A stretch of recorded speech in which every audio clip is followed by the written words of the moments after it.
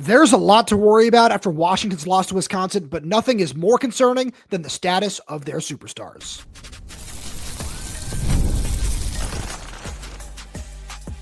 You are Locked On Huskies, your daily podcast on the Washington Huskies, part of the Locked On Podcast Network, your team every day.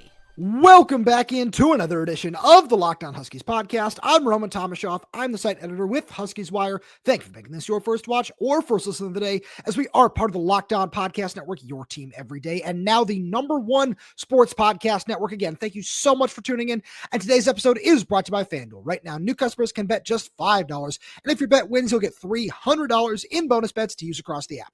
Download the app today. And just a quick reminder to all you everydayers out there, wherever you get this podcast, YouTube, Spotify, Apple Music, Amazon Music, wherever that might be, make sure to click that subscribe button, click that little bell as well, so you don't miss when we post a new show. Plus, if you're on the audio-only side of things, please make sure to leave us a 5-star review, as it does help the show out a lot. Now, I got an absolutely loaded show coming at all you everydayers out there today. We got to talk about Washington's road woes under Jedd Fisch, and the fact that they just didn't look prepared at all for anything that happened in Wisconsin. We'll get there in a little bit, because there is absolutely no moving past a game like this. It's just an absolute disaster that has been crushing to the season. And to make matters worse, we saw 4 key starters injured for Washington in that loss on Saturday. We saw running back Jonah Coleman leave the game and not be able to return. Denzel Boston was in and out. Shout out to him for playing through a whole lot of pain, but he clearly didn't look right. And then you also saw 2 offensive linemen go down in center, Landen Hatchett, who's apparently wearing a club on his right hand, and right tackle Drew Azzopardi, who's unable to suit up for the second half. So there was a whole lot that went wrong.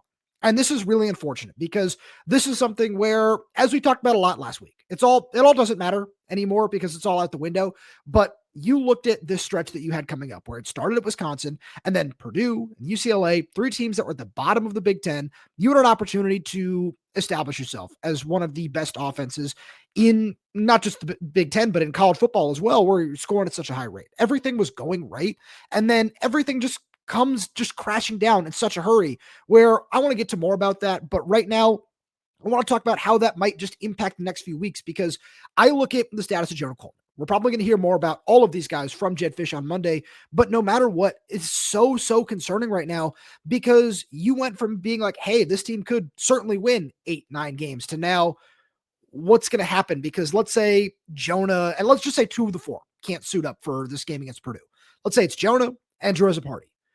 You're going to be extremely concerned, because it was so clear that I think Adam Muhammad looked tremendous in this game on Saturday. It was obviously the biggest workload of his career, and it looked like he was starting to find a rhythm even against a very physical Wisconsin front. And that's good news, but you were not able to run the ball effectively.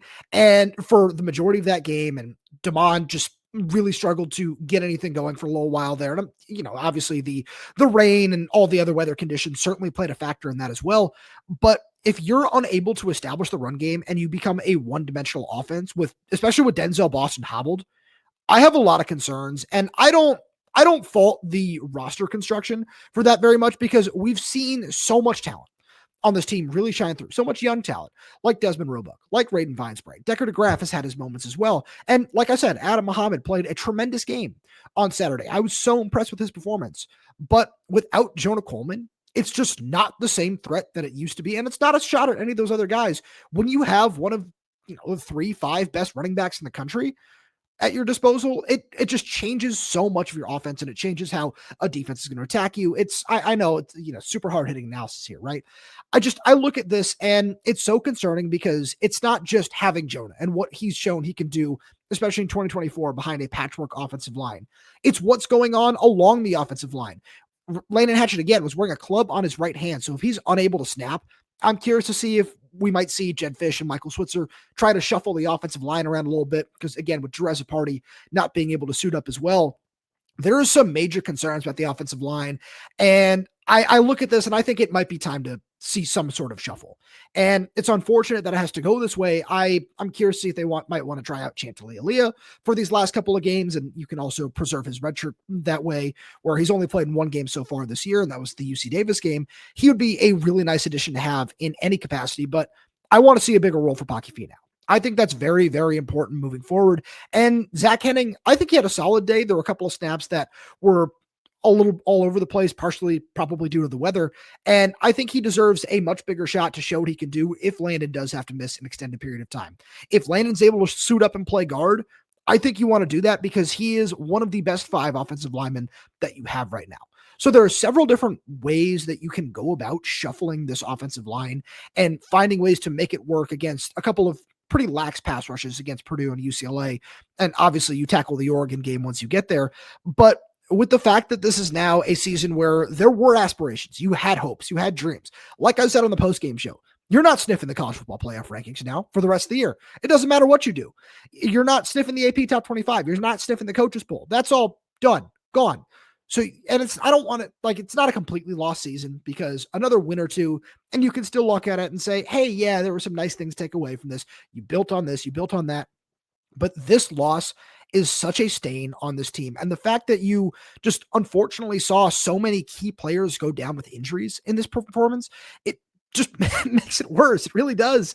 And I look at the injury to Denzel Boston. Again, you have to give him so much props for coming back out and fighting through just all the pain and all the adversity that it was very clear that he couldn't cut.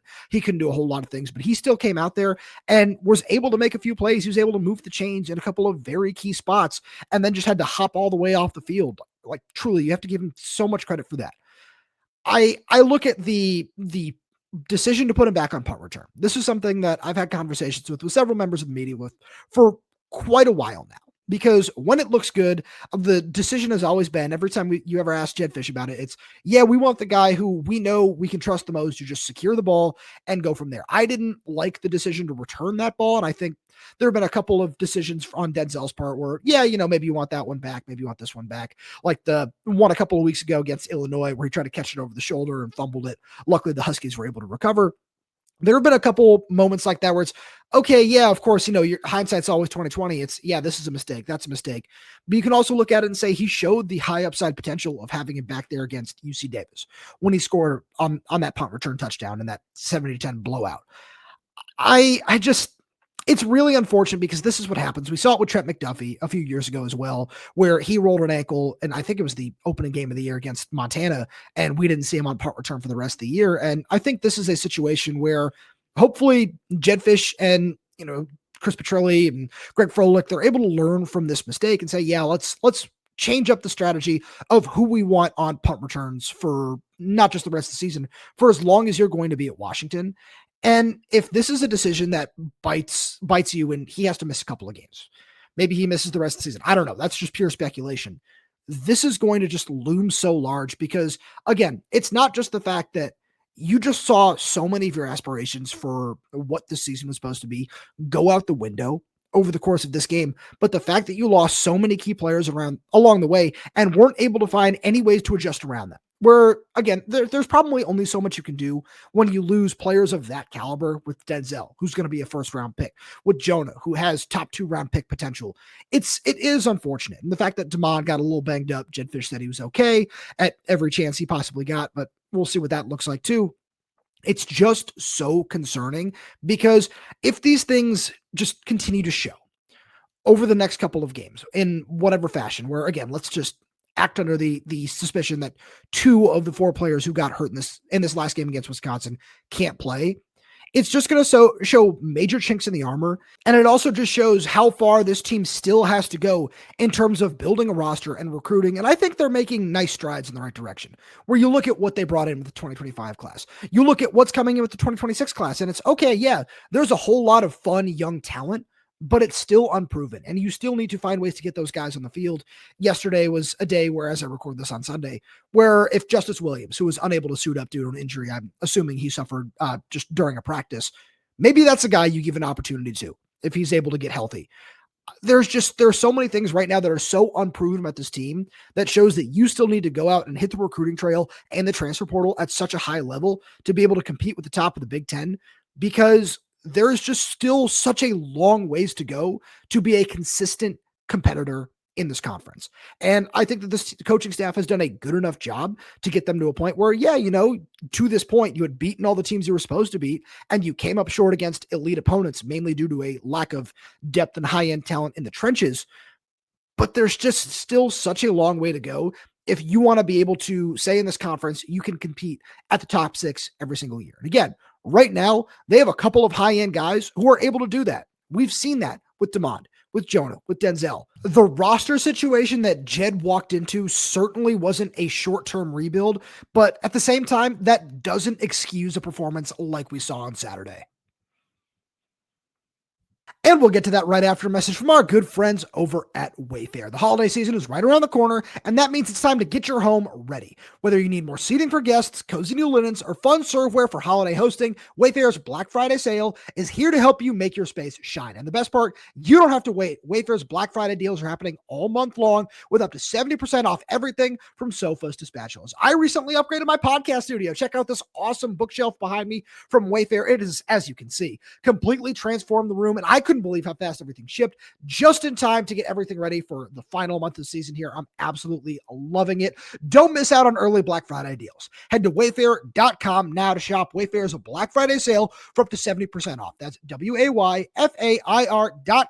Sale ends December 7th. We've also got a message from our good friends over at Doer. I'm so excited about these new jeans I've got coming in from Doer. I've heard the most amazing things about them, and I can't wait to wear them because Doer jeans, they have 5 times the stretch of traditional denim. They're antibacterial, meaning your jeans stay fresher longer so you can wear more and wash less. And made with Cool Max that regulates your body temperature and wicks moisture, it keeps you cool and comfortable as temperatures change.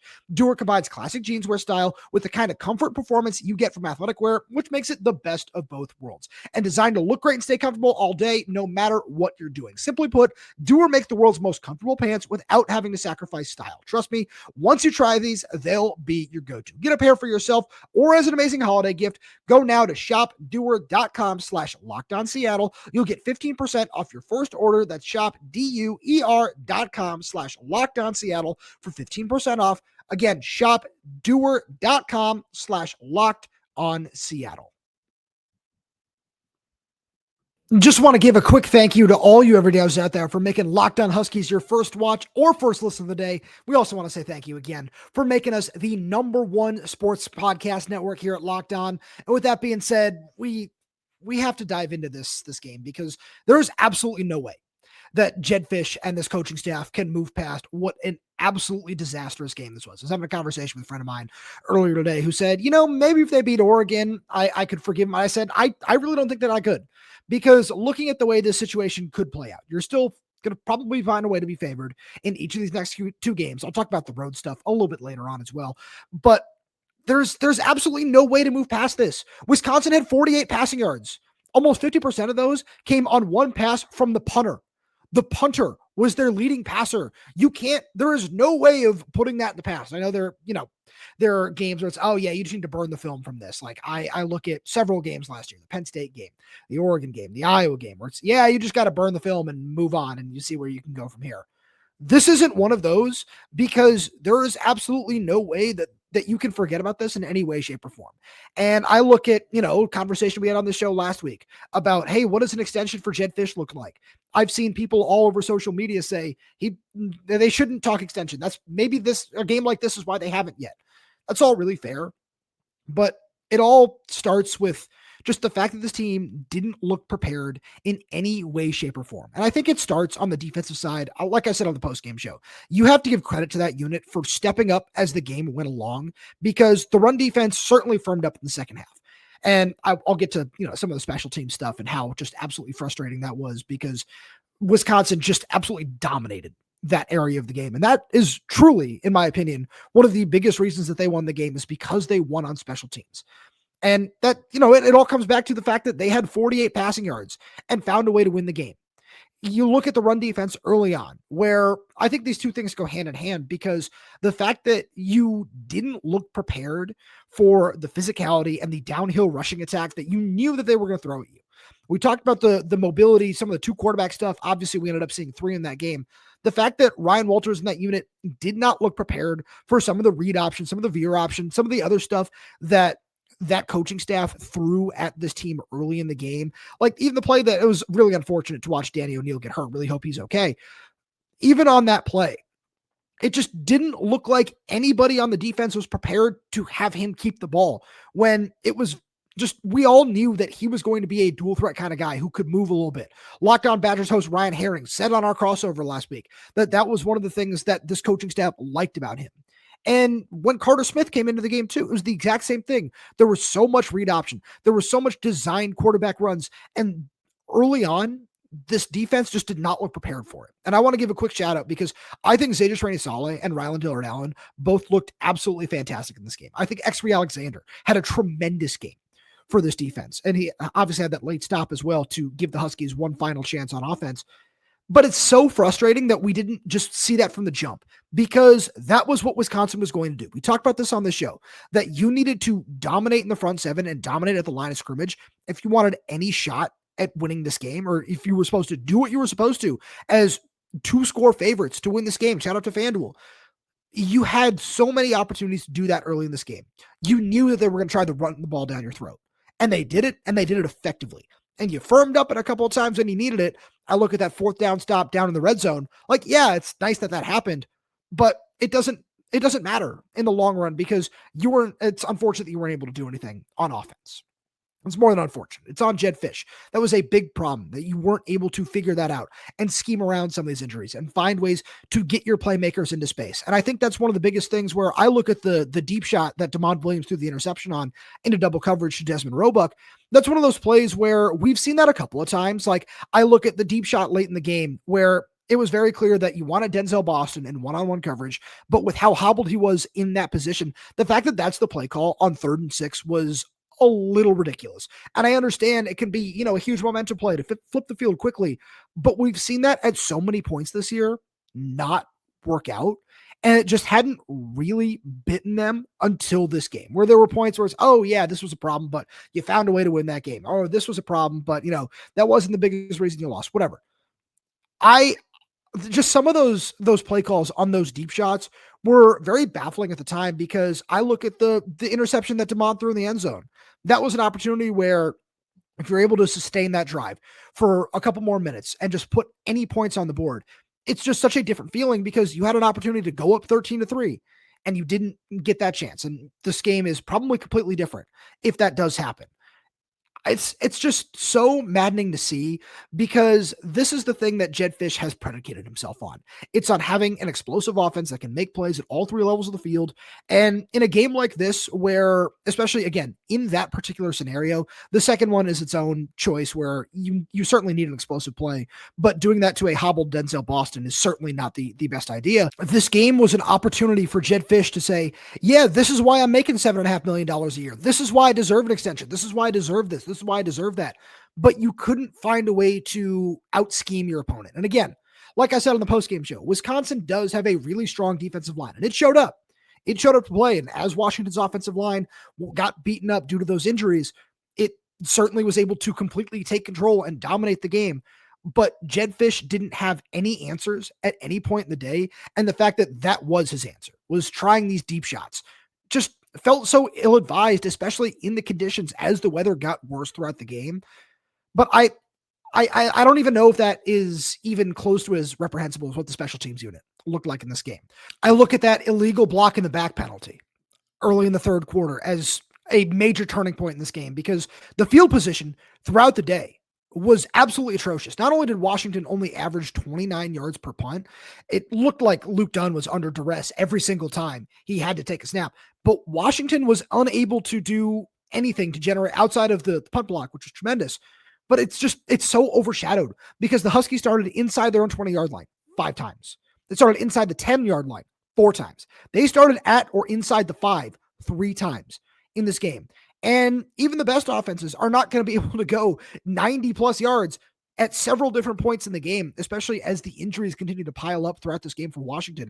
And where you look at where the game truly was won and lost, it's on plays like that. It's the fact that you couldn't figure out anything on special teams. You were unable to flip the field, because Wisconsin was able to start at the plus 30, like outside of their own 30-yard line 6-7 times in this game.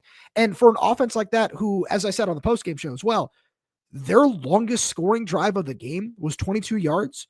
All of these things are just flat out embarrassing, because this is a game where I saw a bunch of comments where, you're overconfident about this game, is this, was that. And yeah, for sure. Certainly.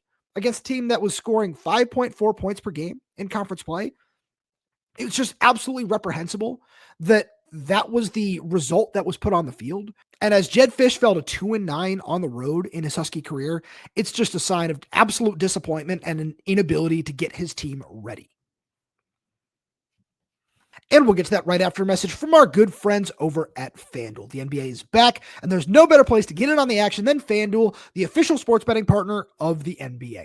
Even if you miss the start of the game or want to ride the hot hand, FanDuel has live bets on everything from who will score next to fourth quarter comebacks. Plus, you can even combine your live bets into a same-game parlay for a shot at a bigger payout. It keeps every game exciting, especially when your team's making that late push. Right now, FanDuel is giving new customers $300 in bonus bets when your first $5 bet wins. So head to FanDuel.com to sign up and play your game with FanDuel, the official sports betting partner of the NBA. Moving to a 2-9 away from Husky Stadium in the Jedd Fisch era is just absolutely embarrassing. And it's one of those things where there's no other place to point the finger but at Jedd himself, because it's a coaching issue. It is a preparation issue. You knew, as I've said several times in the show already, you knew that Wisconsin was going to try to drag this game out by controlling the clock, controlling the ball, time of possession, all those sorts of things. And they did just that. And early in the game, when you saw that they were going to try to run the ball out with their quarterback, like I was just saying, and just drag this game out, you couldn't stop that. And that's frustrating enough in and of itself. But you look at the offense, because this is a preparation issue. This is something where I look at what this offense was able to do in this game. 2 possessions spanned longer than 4 minutes, while 5, 6, but one of them was the touchdown, were less than 2 minutes. You are not going to win a game like that. And it goes so much deeper than just, Wisconsin did make some plays, for sure. But you saw how they were trying to attack you defensively, and you didn't do anything to try to change that. It didn't feel like that. And especially, I look at really early on in this game, before the weather became a factor, like that second drive, I understand you're backed up in the shadow of your own end zone and you're trying to run the ball with Jonah while he was still in the game. That makes sense. But at the same point, you knew that this defense's weakness was throwing the ball. And DeMond on the very first drive looked really, really proficient. He was accurate. He looked like DeMond Williams. And then as the next 2 drives dragged out, we didn't see that. We didn't see Jedd try to push the ball downfield, try to put any pressure on that defense with Denzel Boston. It was, okay, let's try to run the ball and establish ourselves in this way. And it's something you certainly want to do in this game, but there were so many opportunities that you had to try to at least push the ball before you knew the weather was going to get bad. You knew that the game was going to wind up in a situation like that. And the fact that that wasn't the game plan is confusing, because at the end of the day, this all contributed to what just looked like a lifeless team for the majority of this game. And it's so unfortunate because, like I've said, you've had so many opportunities. You had a number of chances yesterday to just squeak out of there with the win. It didn't matter if it was a 1-point win or whatever. If you were able to get out of that game with a win, there were still going to be questions. It was still, hey, yeah, I'm concerned about this, I'm concerned about that. But you won, and you just get to keep moving forward. But now that's not the case anymore. And again, it all comes back to him at the very end of the day, because there needs to be just some level of, I don't want to say it's just accountability, but it's some level of, I am willing to find a way to change that. And we haven't seen that yet. We didn't see it last year. And I think the situations were just very, very different last year, especially when you consider what the offensive line was. But I look at where this team is this season.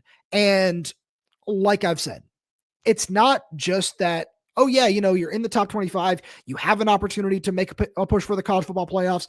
It's that sets you up so well for everything that you want. If you're trying to, get a contract extension for Pat Chun, finding a way to make adjustments and win that game is a great way to do that. It just feels like it's becoming the frustrating reality that in every game, in every road game or every game away from Husky Stadium, this team is not only just going to start slow because it doesn't look adequately prepared, but that there haven't been any adjustments that have been made. Because if there are, and different schematic and little things like that, it's just not showing up because the result is the same. And that is just absolutely maddening in and of itself, because like I've been saying, at the end of the day, there's nowhere else that you can point the finger except at the head coach. Because, if it's, oh yeah, this guy was wide open and he dropped a pass and, this happened and that happened, which happens in every single game because that's just part of football. That's one thing. But the fact that it's always so lifeless and so slow, and you look at the first couple of scripted plays and it was nice. And the fact that Denzel stepped out of bounds, that throw was a little bit late, but the fact that he stepped out of bounds before he was able to put the ball across the line is unfortunate. And that sucks, but you shouldn't go 3 and out with a total of 5 yards on your next 2 drives combined.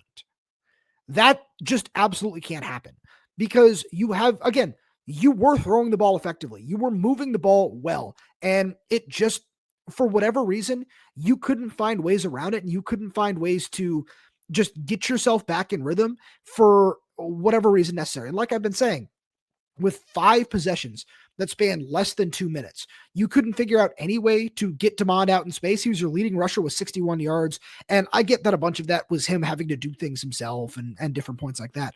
But there were just, again, so many points in this game where you could have pointed at Jedd Fisch after, a play goes right or something and say, oh yeah, that was a really nice call by him to make said adjustment and to get this team back into a rhythm. But at the end of that first drive, you could kind of feel that, especially with how Wisconsin was able to move the ball on their first drive, which also, again, just points to a lack of preparation. And the fact that they missed a field goal was certainly just a bullet dodged. That's the only way to put it for this team. It is so unfortunate and so frustrating because these things keep happening week after week after week.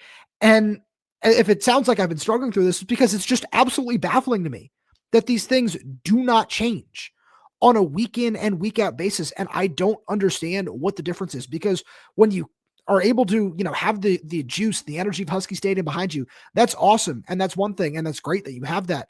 But in order to be an elite team, in order to say that you can compete with the best of the best of the best, you need to be able to show that no matter what the situation is, no matter what is in your way, whether it be weather, whether it be a time change, whether it be anything like that. And the fact that you were making those adjustments, you have the bigger plane now or whatever, you're leaving a day earlier to try to help the players get their bodies acclimated a little bit better. You're learning from the Seahawks. That's all great. And it's nice that you're doing all those things, but it's clearly not enough because the on-field result is not showing that. And we saw that in the road game that you won in Big Ten play. I'm taking the Washington State game completely out of this equation. We saw that in the one Big Ten road game that you've won in your tenure at Maryland too, because it took you 2.5 quarters to get on the board. You couldn't move the ball. You couldn't find a rhythm.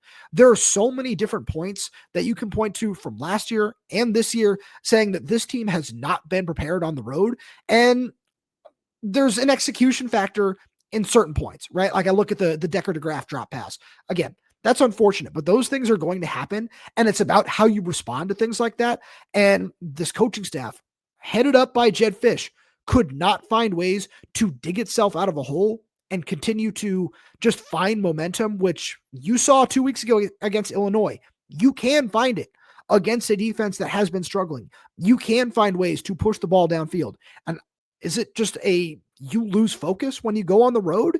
Like that crowd at Wisconsin at the beginning of the game, it was out of it. It was so frustrated by what Luke Fickell had been putting on the field as an even poorer product than what Jedd Fisch was able to put out there on the field on Saturday. They wanted him gone, and they were frustrated by the athletic director coming out and saying, yeah, we're giving this guy another year. We're giving him the vote of confidence, all that sort of stuff. And you couldn't do anything with that. You had no way to respond to that.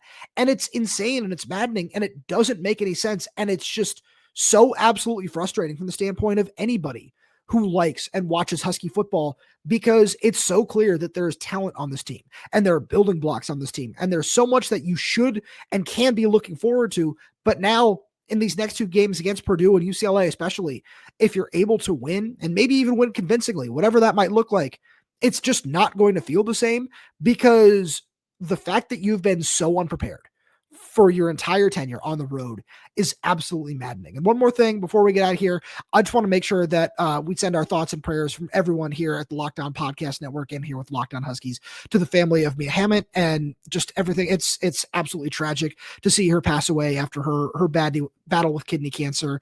And the Nicole Van Dyke, the entire women's soccer team, everybody in UW Athletics, our thoughts and our prayers are with you. And we really just wish you all nothing but the best in that extremely tragic situation. And that's all I got for you today. As always, all you everydayers out there, thank you so much for tuning in. I really do appreciate it. You like what we have to offer here on Locked On Huskies. Please make sure you subscribe wherever you get your podcast, whether that's YouTube, Spotify, Apple Music, Amazon Music, whatever that might be. Please make sure to click that subscribe button, click that little bell as well, so you never miss when we post a new show. Plus, if you have any questions, comments, concerns, drop them right down below in the comment section. And if you're audio only, please make sure to leave us a 5-star review, as it does help us out a lot. Thank you so much for tuning in, and I'll talk to you on Tuesday.